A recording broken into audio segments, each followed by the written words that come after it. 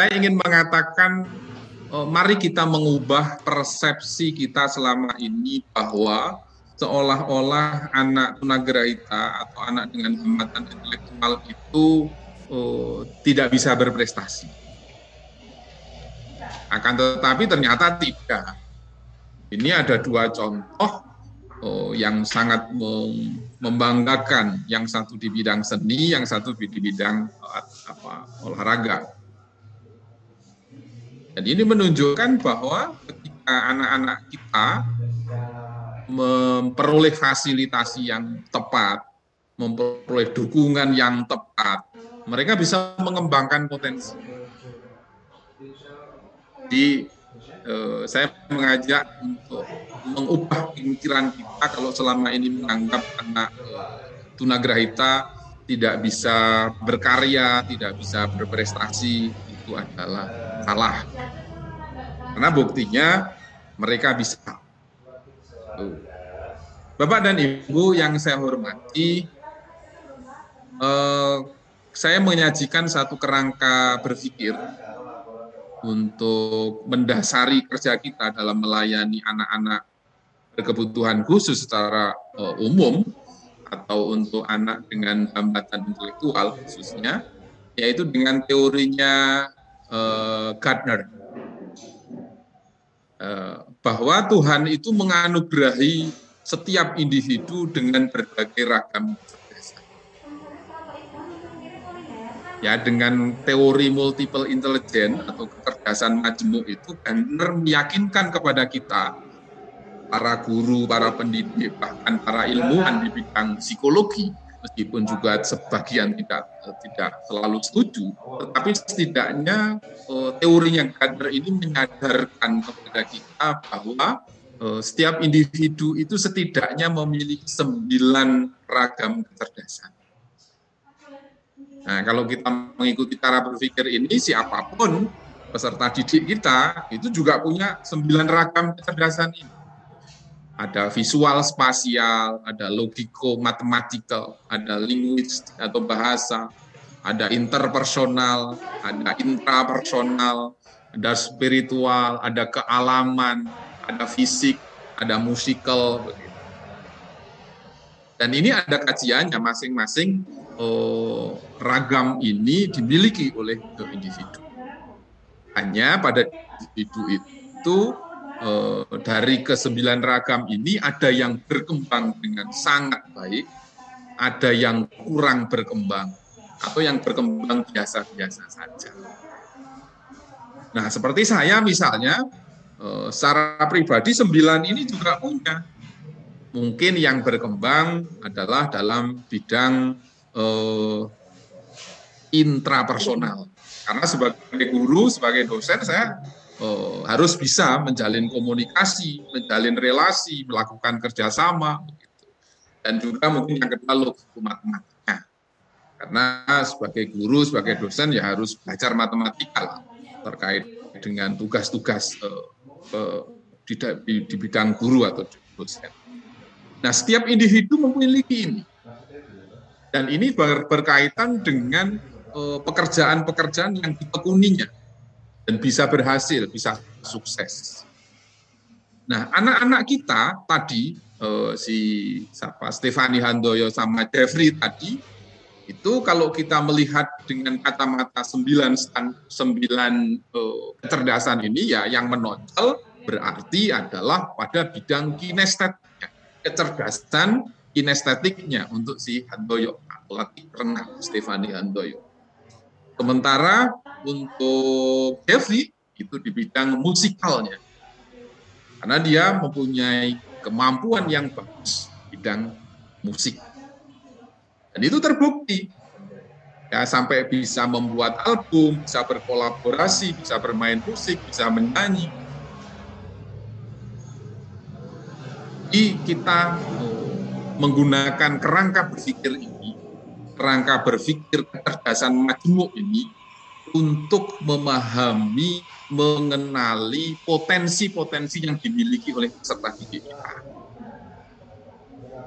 Itu. Nah, berarti bermacam-macam itu nanti di kelas kita. Nah, ini di sekolahnya Bu Laili ini sejak kecil sudah dipetakan ini. Menggunakan kerangka berpikirnya Gardner ini sudah diobservasi sejak awal, termasuk yang berkebutuhan khusus. Sehingga kalau saya lihat sharingnya di grup itu ada yang di bidang robotika, ada yang di bidang seni, ada yang di bidang olahraga. Menjadi contoh yang baik. Bapak dan Ibu, semua anak itu bisa mengembangkan kapasitas ini, potensi kecerdasan ini. Ketika kita, lingkungan ini, sekolah, sebagai lingkungan, menyediakan dukungan, pengayaan, dan cara pengajaran yang tepat. Jadi ini seperti jodoh. Kalau kita mengenali potensinya dengan tepat, memberi dukungannya dengan tepat, mengajarkannya atau melatihkan dengan tepat, maka ya jadi jodoh.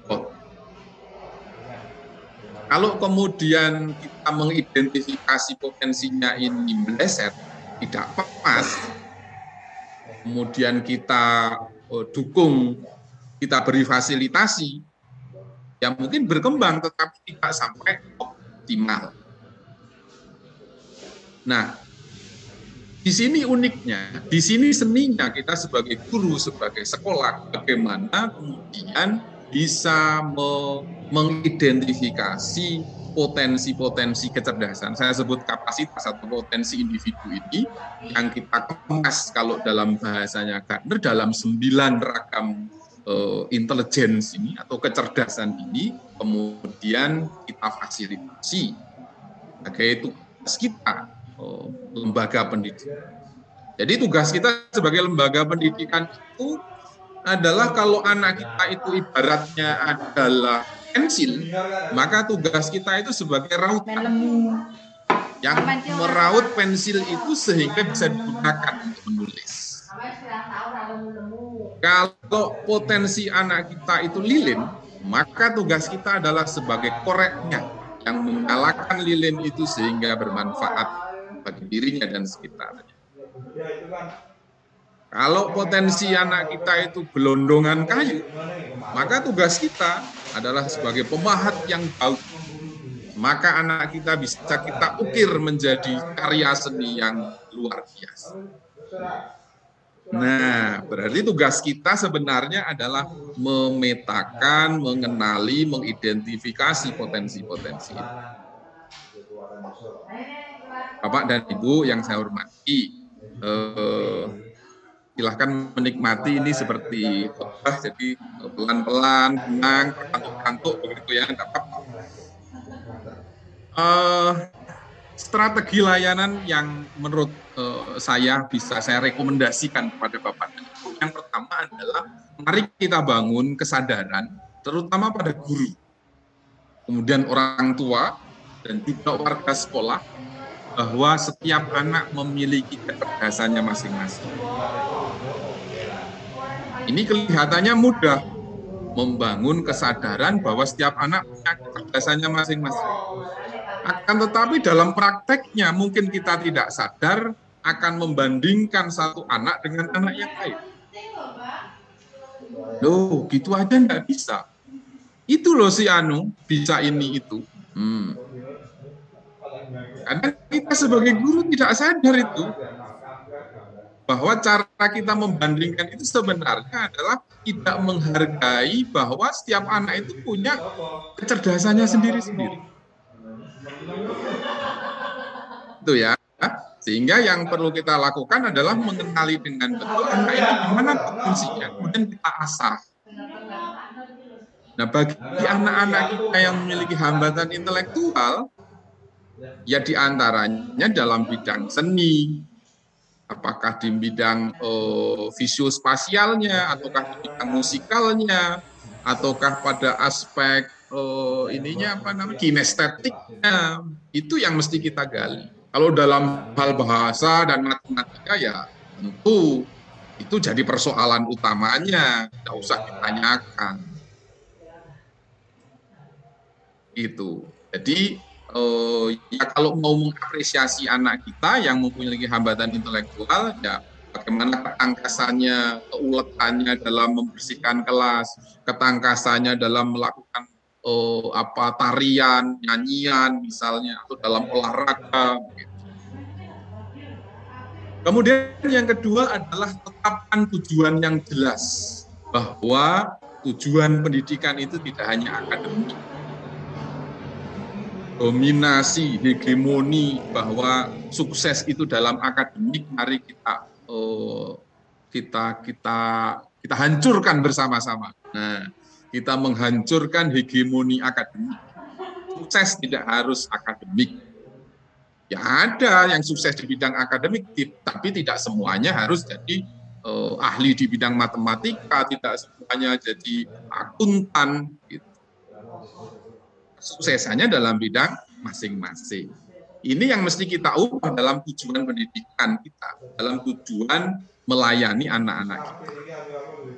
Lakukan pengamatan dengan cermat untuk menemukan intelligence atau kecerdasan yang dimiliki oleh anak. Dan ini butuh proses observasi.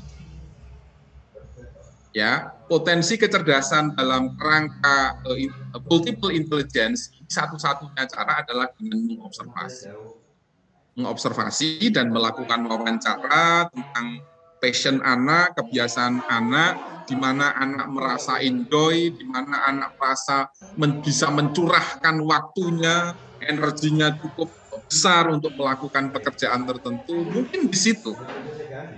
Nah, itu ya, dan itu bisa lebih dari satu, bisa 1, 2 begitu. Baik. Kemudian kalau itu sudah bisa kita identifikasi, maka berikan pilihan-pilihan aktivitas dalam belajar, aktivitas-aktivitas co-kurikuler maupun ekstrakurikuler dengan berimbang. Sekali lagi, tidak hanya aspek akademik. Beri penghargaan prestasi atau capaian-capaian yang dimiliki anak, baik aspek akademik maupun tidak akademik. Dengan cara ini, Bapak dan Ibu, semua anak akan dapat potensi untuk bisa dihargai, untuk bisa diapresiasi. Berikan penilaian bulanan, apresiasi bulanan. Tidak, kalau hanya 1 semester sekali mungkin tidak banyak yang dapat. Tapi kalau tiap bulan ini yang capaian belajarnya dalam hal apa, misalnya seni, siapa? Yang dalam hal menjaga kebersihan, siapa? Berikan penghargaan. Dan itu menjadi cara yang paling baik untuk memupuk kepercayaan diri anak, terutama anak yang memiliki hambatan intelektual. Dan terakhir, libatkan orang tua secara proporsional. Orang tua bagaimanapun sebagai mitra dari proses layanan kita. Dan apabila programnya ini bisa nyambung antara yang dilakukan di sekolah, bagaimana sekolah memupuk kemampuan atau kecerdasan ini, dan bagaimana kemudian orang tua juga memupuk. Kalau saya baca riwayatnya si Jeffrey tadi, anak kita yang pintar musik tadi, orang tuanya sangat aktif memberikan les musik. Jadi memang tidak cukup itu dilakukan oleh sekolah. Waktunya, orang tuanya, daya dukungnya mungkin lebih banyak dari orang tua. Ya, orang tua harus menjadi satu frame, mempunyai satu tujuan yang sama, bahwa ini yang akan dikembangkan, bahwa ini potensi anak yang akan dikembangkan. Bagaimana kemudian sekolah melakukan apa, orang tua melakukan apa, dengan tujuan yang Bapak dan Ibu yang saya hormati, mudah-mudahan tidak ngantuk, masih bisa bertahan. Ini agak spesifik terkait dengan pembelajaran untuk anak-anak kita yang memiliki hambatan intelektual. Kalau kita mengikuti kurikulum, kalau kita bicara kurikulum, maka daftar yang harus diajarkan itu banyak. Mata pelajarannya ada 12 atau 13. Kalau di madrasah mungkin tambah lagi begitu. Nah, untuk anak kita yang hambatan intelektual, Bapak dan Ibu, ada 3 hal ini menurut saya yang paling penting. 3 hal ya. Yang pertama adalah akademik fungsional. Jadi bagaimana membaca, menulis, berhitung itu diajarkan dalam konteks fungsionalitas anak. Artinya fungsional itu bermanfaat dalam kehidupan sehari-hari anak. Konkretnya begini Bapak dan Ibu, apabila ada materi-materi atau kompetensi dasar yang ada dalam kurikulum Bapak dan Ibu, dan itu sekiranya tidak fungsional bagi anak kita yang hambatan intelektual, sekolah mempunyai kewenangan untuk melakukan penyesuaian, untuk mengubah itu supaya lebih fungsional. Dasar hukumnya sudah jelas ada di dalam undang-undang tentang disabilitas. Mulai dari SKL sampai standar penilaian itu boleh dan bisa disesuaikan berdasarkan kebutuhan peserta didik. Jadi sekolah punya ruang yang cukup leluasa untuk melakukan proses fungsionalitas ini. Yang kedua adalah program kebutuhan khusus, lebih spesifik terkait dengan aktivitas hidup sehari-hari. Bagaimana anak-anak kita yang memiliki hambatan intelektual, mereka bisa mandiri. Saat ini Bapak dan Ibu, ukuran berat ringan kondisi hambatan intelektual itu tidak semata-mata dari tes kecerdasan. Tidak. Tetapi dari tingkat kemandirian anak dalam menjalani aktivitas hidup sehari-hari. Kalau anak semakin mandiri, semakin sedikit bantuan, semakin sedikit butuh pertolongan supaya bisa mandiri dalam kehidupannya sehari-hari, itu sebenarnya mereka sudah menjadi sangat ringan level hambatan intelektualnya. Jadi kalau dulu kita terhegemoni oleh tes kecerdasan, tes IQ, itu tidak lagi. Bahkan manualnya untuk para psikiatri itu juga sudah diubah. Tidak hanya menggunakan tes kecerdasan, tetapi menggunakan kemampuan perilaku-perilaku yang mandiri, adaptif, sesuai dengan tuntutan usia, sesuai dengan tuntutan budaya, sesuai dengan tuntutan lingkungan, termasuk kalau di sini adalah madrasah, komunitas muslim, maka ya bagaimana ibadahnya, bagaimana sholatnya, bagaimana toharohnya, dan seterusnya, itu menjadi bagian dari kemandirian aktivitas hidup sehari-hari. Dan ini menjadi prioritas untuk kita ajarkan. Konkret, apa yang dibutuhkan supaya dia bisa mandiri sesuai dengan usianya. Mungkin membaca huruf Arab tidak bisa, tetapi dia akan hafal beberapa surat yang itu bisa mendukung dia untuk bisa melaksanakan ibadah sholat, misalnya begitu. Karena untuk bisa membaca itu sulit, dia harus memecah kode-kode, simbol-simbol abstrak, tapi kalau menghafal surat-surat pendek dia bisa. Gitu. Yang ketiga adalah prakarya. Atau kalau sudah usia remaja dan dewasa, kita maksudkan adalah keterampilan vokasional. Kalau usia anak-anak, kita sebutnya prakarya. Ini berkaitan dengan dasar-dasar membekali anak supaya bisa mandiri secara ekonomis. Supaya ketika mereka nanti dewasa, mereka bisa produktif, bisa menghasilkan uang, bisa bekerja. Jadi itu pilar ketiga yang harus kita ajarkan sejak kecil. Mereka punya skill. Nyon saya 5 menit lagi, Nje. Kalau 2 menit lagi boleh, Bu. Oh, lebih. Ang ledek nih, Pak Dokter Hasan nih ledek nih. Baik, ini tinggal slide terakhir kok. Oh, Nje. Yang lainnya dibaca sendiri maksudnya. Monggo, siap. Ya, ini slide berikutnya itu menjelaskan 3 hal ini kok Bapak dan Ibu. Bagaimana akademik fungsional, bagaimana program kebutuhan khusus, dan bagaimana prakarya atau keterampilan ini. Jadi, ini akan saya jelaskan.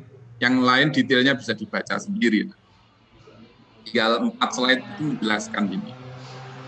Prakarya atau keterampilan ini menjadi penting, Bapak dan Ibu. Meskipun masyarakat kita berpikir ya bahwa mencari pekerjaan untuk, mohon maaf, yang tidak berkebutuhan khusus atau tidak disabilitas, itu lapangan pekerjaan itu bukan perkara yang mudah. Akan tetapi, mari kita berpikir bahwa tugas kita adalah membekali persoalan lapangan pekerjaan, mereka dapat pekerjaan atau tidak, itu bukan semata-mata tugas sekolah. Karena di luar sana, persaingan pekerjaan sangat ketat. Dan pada konteks ini sebenarnya negara mesti hadir. Kehadiran negara dalam konteks pekerjaan, mohon maaf saya agak luas. Kehadiran negara dalam konteks pekerjaan ini harus bisa menjamin anak-anak atau orang dewasa penyandang disabilitas untuk dapat pekerjaan. Tidak cukup dengan memberi kuota 2% untuk lembaga pemerintahan atau 1% untuk lembaga swasta. Tidak cukup. Itu mungkin bisa dimanfaatkan dengan baik oleh kawan-kawan kita yang hambatan pendengaran, tuli misalnya, atau hard of hearing, hambatan fisik motorik, kemudian hambatan visual, hambatan penglihatan, mungkin itu bisa memanfaatkan 2% atau 1% kuota yang diberikan oleh pemerintah. Akan tetapi bagaimana anak-anak kita dengan hambatan intelektual, anak-anak kita yang tadi Bu Isti sampaikan, ada masalah perilaku, masalah dengan emosinya. Negara belum kelihatan perannya di sini. Oleh karena itu, ini diskusi yang cukup luas mestinya melibatkan bagaimana Kementerian Sosial, bagaimana setidaknya Kementerian Sosial, syukur Kementerian Tenaga Kerja ikut terlibat, tapi setidaknya Kementerian Sosial mesti menjamin ini. Ada yang disebut dengan bengkel kerja terlindung. Artinya anak-anak orang dewasa dengan hambatan intelektual ini harus dapat kesempatan bekerja yang terlindungi. Tidak dilepas dalam pasar bebas pencari pekerja. Itu ya. Kebijakan ini harus afirmatif. Ya. Oleh karena itu maka tugas sekolah, nah kita kembali pada tugas sekolah, ini tidak hanya di tingkat aliyah, tidak tingkat SMA, SMA, tetapi mulai SD harus bisa memberikan dasar-dasar prakarya ini. Keterampilan tangan, kerajinan tangan, kemudian membuat produk-produk handicraft atau mungkin karya seni itu sebagai dasar untuk membekali, mengembangkan imajinasi, mengembangkan kreativitas, mengembangkan kecakapan yang itu bisa menjadi bekal nantinya untuk bekerja. Dan dalam konteks pendidikan, ini kalau mau sistematis itu ada sebenarnya kampus ini jadi kena saya juga akhirnya. Di kampus sendiri belum terlalu sistematis untuk membahas masalah kebutuhan pekerjaan ini atau career education. Sebenarnya ada kajian tersendiri untuk mengawal persoalan pekerjaan ini yang kalau di Amerika disebut dengan career education. Dan ini diidentifikasi sejak anak-anak berkebutuhan khusus mulai di taman kanak-kanak sampai mereka di pendidikan tinggi. Itu terpantau, terkawal, dan dibantu untuk dapat pekerjaan. Ya, kita berharap, kita berjuang, banyak titik, banyak bagian yang kita masih harus teriak kencang bahwa kita ada dan kita mempunyai hak yang sama. Baik, saya kira itu untuk slide berikutnya bisa dibaca sendiri gitu inti. Pak Hasan. Terakhir ini saya memberikan foto yang saya ambil dari web juga bbc.com bahwa Aswin Nugroho ini bisa jualan kue kering dan kawan-kawan. Nah, kita ingin semua anak-anak kita yang hambatan intelektual itu tidak hanya Down syndrome ya Bapak dan Ibu, tapi yang secara visual mudah untuk diambil itu yang Down syndrome. Mohon maaf supaya tidak salah konsep. Selain Down syndrome, banyak ragamnya yang masuk dalam kategori hambatan intelektual. Gampangannya adalah mereka sulit untuk memahami hal-hal yang logis, hal-hal yang abstrak, misalnya bahasa, matematika, begitu. Tapi mereka cukup mampu untuk mengembangkan skill-skill spesifik seperti ini. Mereka sangat ramah, meskipun kadang suara yang dikeluarkan tidak terlalu jelas, tapi ramah sekali. Nah, lihatlah senyumnya ini, senyum yang bisa mengantarkan kita ke surga, insya Allah. Amin ya Rabbal Alamin. Terima kasih. Amin. Mungkin saya tutup Bu Inti, supaya tidak ditagih lagi oleh Bu Inti. Assalamualaikum warahmatullahi wabarakatuh. Waalaikumsalam. Kita kasih aplaus untuk Pak Dr. Ahsan, mudah-mudahan bermanfaat dan waktunya juga sudah sangat sudah mendekati jam 1. Sekali lagi mudah-mudahan kita semua bisa mengambil pelajaran, kita bisa mengimplementasikan teori, pengetahuan dan pengalaman